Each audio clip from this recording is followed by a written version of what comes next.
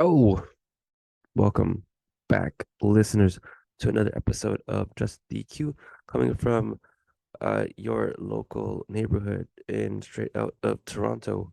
Now I'm just gonna check in on what I usually do in the morning, and what I usually do is check in on some news. Now this episode we're reviewing what are we reviewing? Oh, a comic, um, graphic novel comic.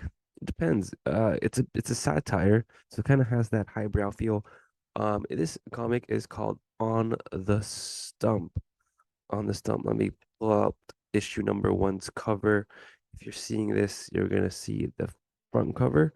It's gonna show you the heroes, the villains, and the mercenaries. Let me get that up. So here it is. This is the comic review for this week's episode on the Stump by Chuck Brown. The artist is Prenzy, and I think the colorist is Cowles. Should double check that. Um, but yeah, so this is Chuck Brown's episodic 5 issue first arc, and on the Stump, this is a satirical, action-packed work. It came out in 2020. And what else can I say about it? On the Stump, 5 issues again, and it's a tight-roped, exhilarating turnbuckle to submission comic that is based on politics. So if you have no interest in politics, then this might be your best opportunity to get a little more involved, right? A little more involved in that bad boy, in that in that stump, really. That's what it could be. I mean, in Canada, they got parliament, they got senates, they got other people, they got a lot of things going on, but a lot of Canadians, we don't know about politics. It's boring out there.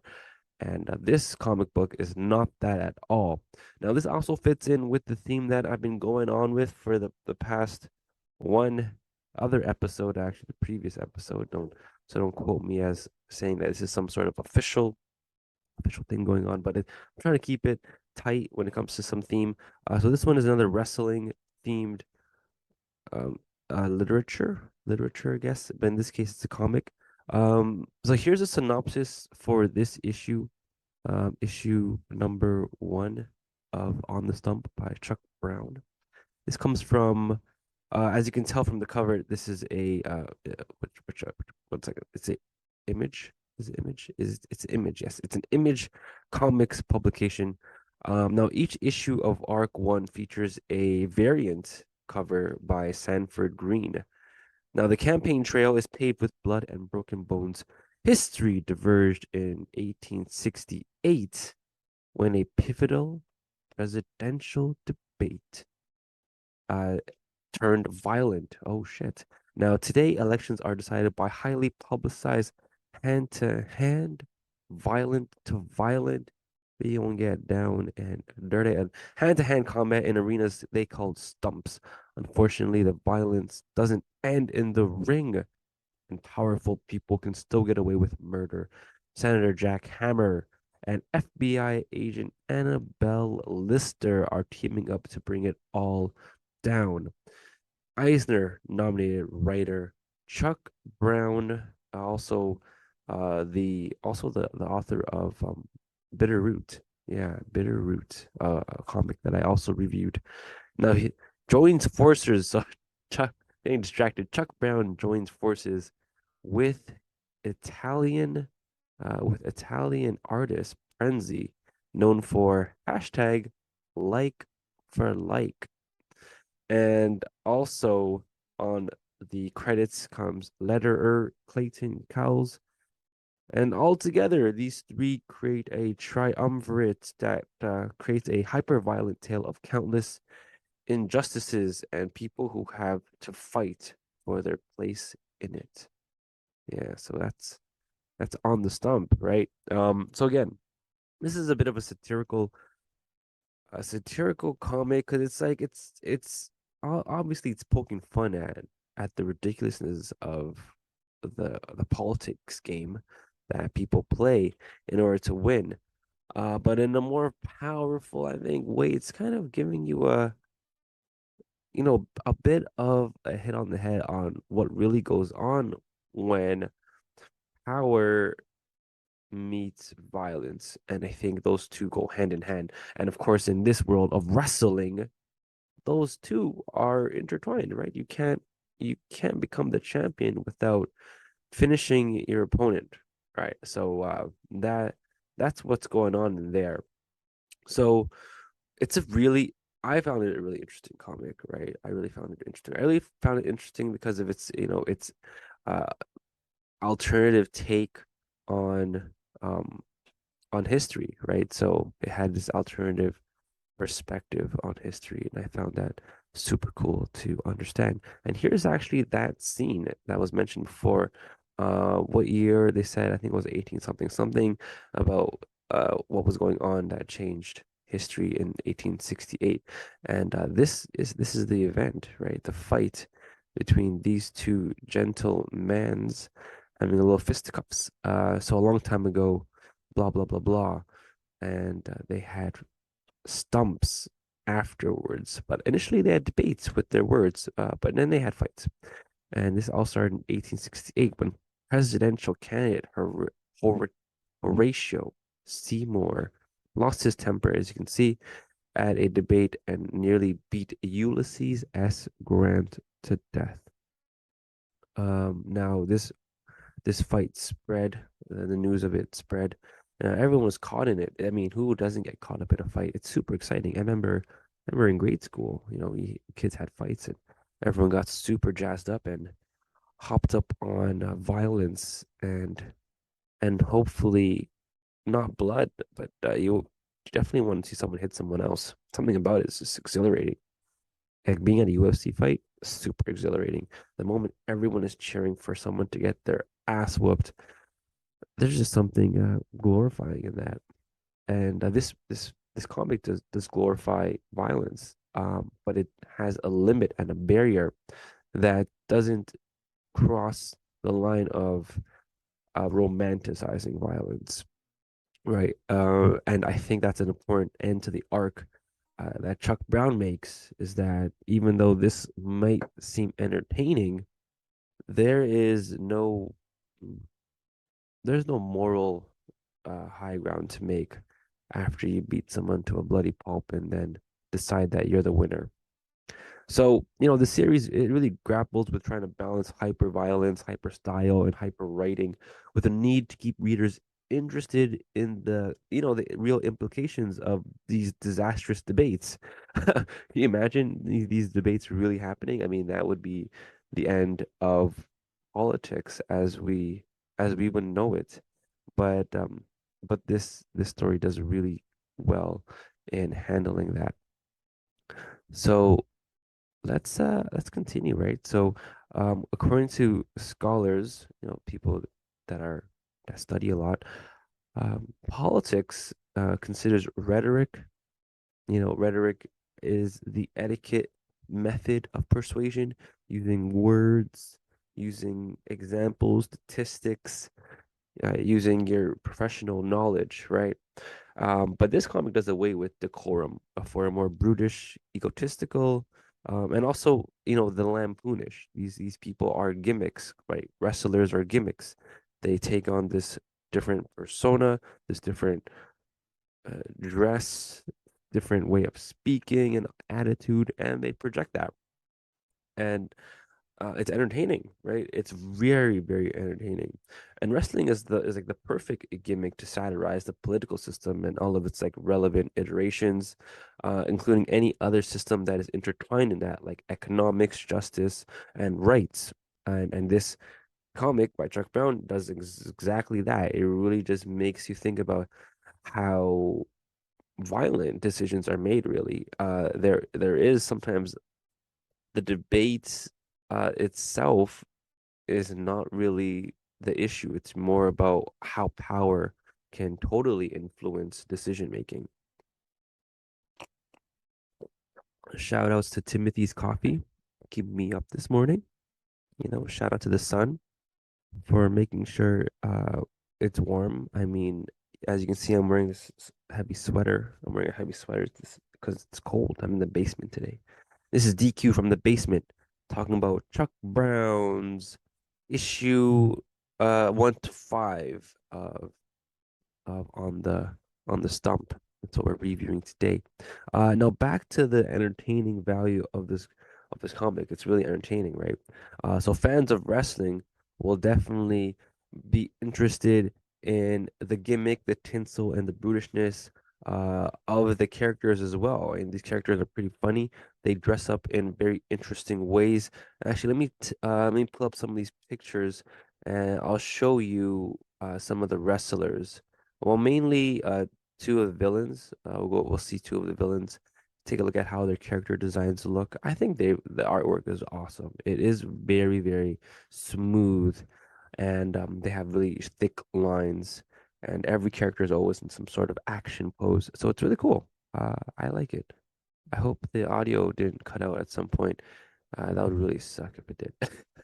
I think I might have to check over to see if it did or not. But as you can see on the left, we got Thunder Bear. He's one of the villains, the main villain, uh, at least the main physical villain. He's the villain that will be fighting, right? He's the brutish villain. There's always those other secondary villains, you know what I mean? The background doing that conspiratorial thing. This comic does tap into that type of conspiratorial, the swamp type ideas of what is going on in politics. You know what I mean? You know that dark underbelly of the beast that they don't want to show you because it's just full of maggots and pigs that are like having disastrous, disastrous power flowing orgies. And here we have the other villain in this comic, and her name is Madam Mayhem. Cool name, right? Madam Mayhem. She looks like a dominatrix and a vulture. And that's how she gets you, right? She got the talons into you. So those are our heroes. I mean, those are our heroes. Those are the villains. Let me switch up and I'll show you the hero design of the main heroes that are in this comic. And the first one that we're gonna take a look at is Annabelle Lister's character design, and then at the same time we'll take a look at Jack Hammer, the Hammer. That's his name. Okay, so here we have Anna. Uh, she is. I mean, I don't want to just read out the description, but I think I might just have to because I thought her character was kind of. She just seemed like angry, and she wanted to to to fix things. I guess I think that was her whole thing, and I totally get that. That makes sense, right? She wants to fix things. She's an ex FBI agent that wants to get down and deconstruct some of those corrupt government elements, and she can fight. And we have Jack Hammer here, our our protagonist. He is a virtuous man in a corrupt system. He kind of reminded me of, you know, to be honest, is Barack Obama. I mean, I'm just gonna say that right now. How else? I don't know how else to say that, but it's pretty simple, man. This guy is the only dark black character in this comic book and in the politics world in the comic book. And it is very cool to see him kick ass, even though in the comic they set him up to be this type of loser, right? They set him up to be this character that doesn't get anywhere, doesn't accomplish anything, mainly because he takes dives in a lot of his fights. But eventually he doesn't take a dive and he ends up winning and becoming the protagonist. And he has to fix things in this government with the help of Annabelle Lister. And so those are the heroes, those two. Let me just switch off this and get this a little slower. I'm gonna actually take a second to check to see if my recording is the audio worked. But I really hope it did, or else or else there's gonna be a part where no one hears anything. Okay, but onward, onward. All right, I had to check the audio. I was very concerned because of the Zoom.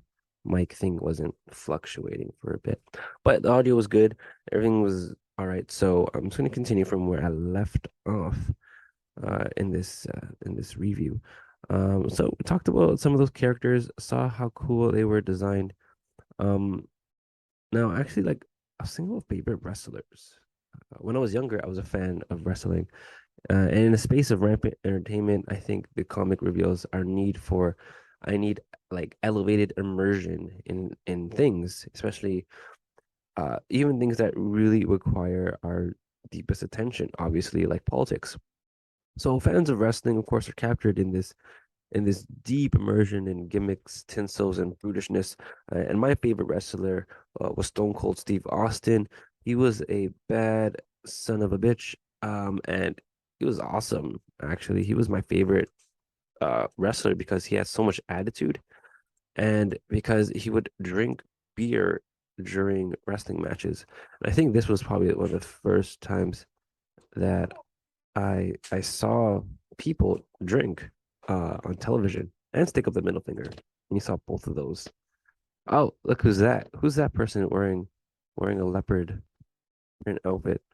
I think we had a cheetah just walk into the basement.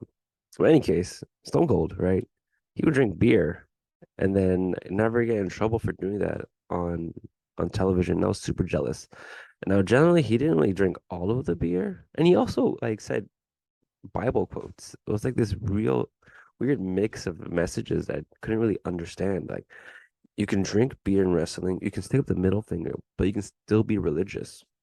Now that's a lesson how you can live a complex life and still be loved by God. Stick out that middle finger to the government, guys. And in this comic, that's what politicians would actually probably do. Probably stick up their middle fingers, right, and have a scrap. Because that's how they threw down in the good old days in Chuck Brown's comic, right? They fought, right? They said, F you, let's fight. And then the other guy would say, Yo, God spoke to me and said that today one of his many prophecies shall be fulfilled. And the other guy says, F you, let's fight. And the other guy says, Fine, put him up, motherfucker. Right? And that's the kind of cool shit that we would love to see in our politics game. And I think that's what this red bearded thunder bearer is supposed to represent the Trumpian type of politics where you don't really have to follow any rules, right? Especially of decorum. I mean, our main hero, Jack Hammer, he swears, but he doesn't put the God's name in that. He doesn't attach God to that because that's dangerous, right? That's crazy talks. You can't attach God to violence. You can't godify glorify violence in this way. And I think at the end of this arc, Jack Hammer, he puts the he puts the smackdown on this mofo and ends up killing him actually. He actually murders him. And in the end, he still says that this is ridiculous. And that's the climax of this first arc is the fight between Jack Hammer and Thunderbear. And I don't think I spoil alert it when I say that the hero does win. But does it feel like a W in the end? You know, it's kind of not what you want in the end, because in the end, the people got this degradation in their humanity, right? Even though when we watch wrestling, we understand that the script has already been fixed, but we can appreciate the athleticism, the choreography, the acting, the humor. I mean, there are so many arts that are intertwined in wrestling, but when it comes to politics, where, you know, the stakes are so much higher, if we just murder a mofo, then what does that tell you about who has the right, right? Who has the right to determine what is good and bad, what becomes law. And in this comic, it really does put a kibosh on the thought of kind of having this as a reality, to be honest. I mean, it's kind of crazy how you would determine, you know, you would determine someone's decision making based on violence. And this comic, although again, the series is it's very cartoonish. I mean, it has to be. This is wrestling. Again, this isn't an essay. But segue, Mopo, we're going to talk about the essays that are also included at the end of each issue. And these essays are powerful essays, right? These are the type of essays that you'd probably read in school, maybe at the high school level. Now, I wouldn't recommend this book for a high school class. There is a lot of over the top swearing, and also there's scenes of strippers, orgies, um, and I think it's kind of hard to pedal off in the school board system right now. So I wouldn't recommend this for high school.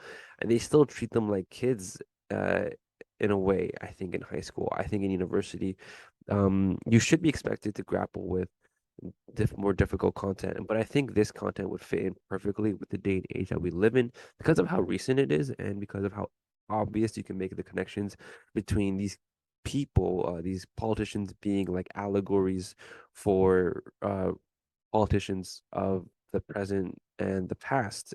And the fear is that maybe this writer captured the politicians that will be necessary in the future. And that might be freaking scary, right? In any case, here is the afterword for I forgot which issue it was, but this is like an example of what you would read at the end of an issue of On the Stump. So you get like this combination of lampoonish, uh, lampoonish politics, and then you get the type of like scholastic, educational, really critical essays at the end, and from various writers, not just writers that will talk about maybe economics or real estate. You have ones that are topics include food and food as a platform of inequality and injustice and all that other SJW stuff. I'm not going to sit on that for too long, because again, that's already a mainstream thought. I think that I don't want to continue on that line. However, this type of essay is completely in line with the state of America and the backbones of civilizations that came before and are now present in America. So I'm just gonna read this out loud because fuck this. I'm just gonna keep on going with the review. So in Chuck Brown and Francesco Schiappara's On the Stump, fighting is the ultimate arbiter in politics.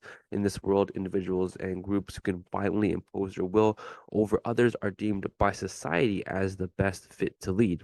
And on the stump, not only is politics as violent, enthusiastically embraced by the masses, it is understood as just and moral. While the stump's story world seems fantastical and even antithetical to the American political tradition in relation to people of color, on the stump's story world is eerily representative of the Black experience. And we have to expand that Black experience because this experience is felt by many, many populations within America and in the greater scope of things, the world. Because every government has found a way to exploit groups of people. And even within nations where everyone is the same color, there's been strategies done to classify groups of people. And I think that this comic is simply the perfect way to demonstrate that politics in every country, politics in America, where uh, people of different ideologies were meant to come and different groups meant to come and become this type of utopia, becomes a place where violence is the main um, medium to politics and decisions, and that happens in Canada too.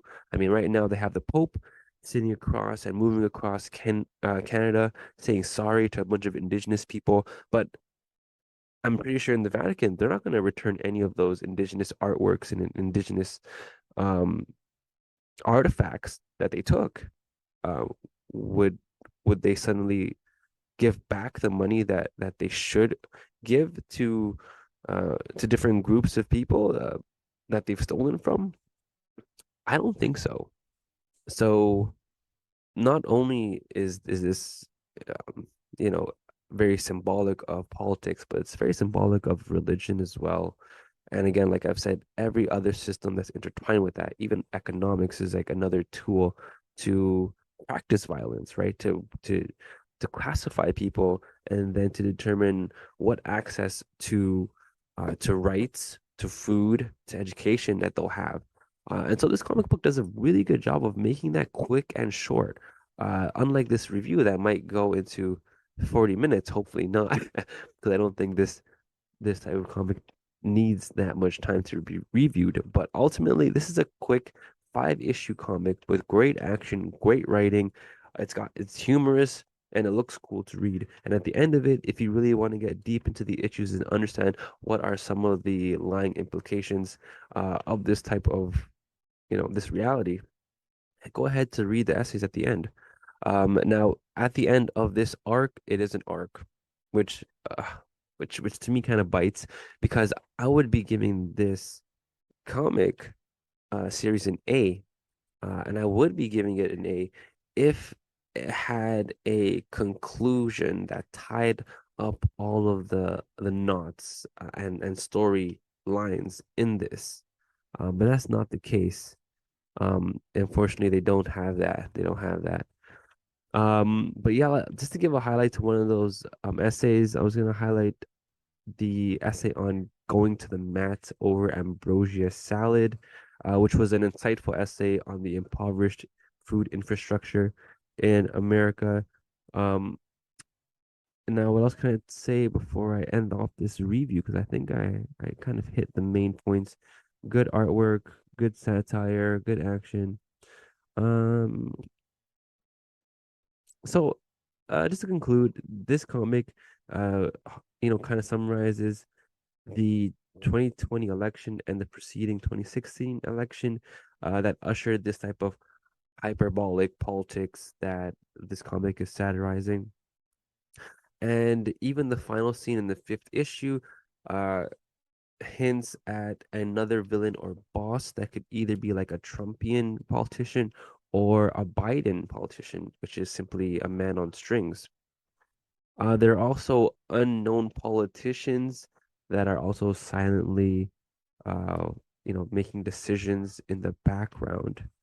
Um, and I think in the final issue, one of these unknown politicians is looking at this large dude that's hooked up to IV tubes and makes the comment that he's an abomination, yet I can't look away, which I think ties in more into Trump than Biden, because Biden, you could probably look away and let him just sleep and be. And then this unknown politician in the comic later says that the drugs make him stronger, but they weaken his heart and cognitive abilities. Now, I don't know if this could go to either Trump or Biden, because again, Biden is still alive. However, Trump did overcome COVID using a plethora of super drugs. And of course, like I said, Jack Hammer is probably a foil for Barack Obama, limited in the system, but constantly shining as politics by a politics as a politics star stud. There it is. Um, Now, what else can I say? Okay. Uh, yeah. No, I think that's it. That's it. In the end, I think readers will be more interested in the main character. I think I'm going to end off with that, because by the end of this first story arc, you learn more about the world that that this comic is building, and it becomes more immersive for readers at the end of that first arc. However, because of how fast and easy it is to read, this is a very easy book to read. You're gonna finish it probably in like an hour if you have each issue again. And by the time it ends, you learn more about Jack Hammer's storyline, and you really want to see this character continue on his journey. And unfortunately, I messaged the author, Chuck Brown, and he said that there's no intention to release a second arc. I really hope they release a second arc because the next presidential election is coming up, and this comic book, this type of medium, is a great way to translate again the boringness and the overall like facade of politics. And this one does it in a more humorous and entertaining way, and in a way that could be critical enough for readers to understand key issues through the essays.